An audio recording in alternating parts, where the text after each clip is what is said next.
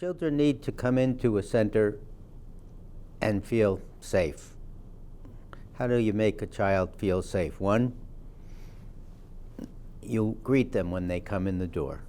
That child has to know that you're there and you care about them. Two, you also need a structured environment, because these are children who've lost what they judge as normal. They've lost their routines, they've lost the village, they've lost maybe their neighbors, maybe even their parents. So their world is kind of upside down.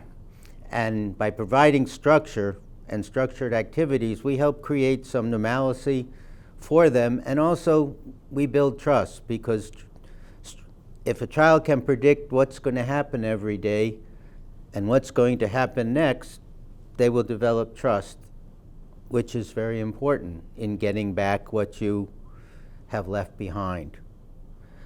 How do you do that? What I like doing is dividing the space into activity centers. So maybe you divide the space into 6 different activities. One would be maybe drawing, another might be drama, another might be music, another might be storytelling, another might be games, because we do have games, and then maybe you'll have one where they can do what they want. But it's very important that the child chooses what activity they want to go to, and they have the support to act it out. So when I've been doing the drawing activities, they're very therapeutic. You can see the child draws what is on their mind, and over time, if the center is working, the drawings will get much brighter.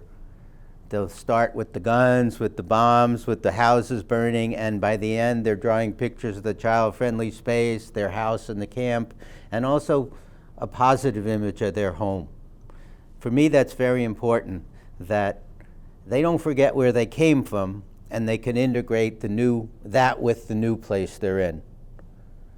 And that's why it's also important. I also like that we should do all our best we can to teach them in their own language. The other thing I like is having an introductory exercise where everyone is welcomed into the center.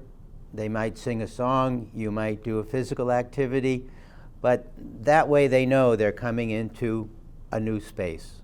There's an entry activity. Then they can go into either the structured activities, or you can have sports or local games outside. But what I try to do is have part of it as the structured activities and part of it as traditional and local games.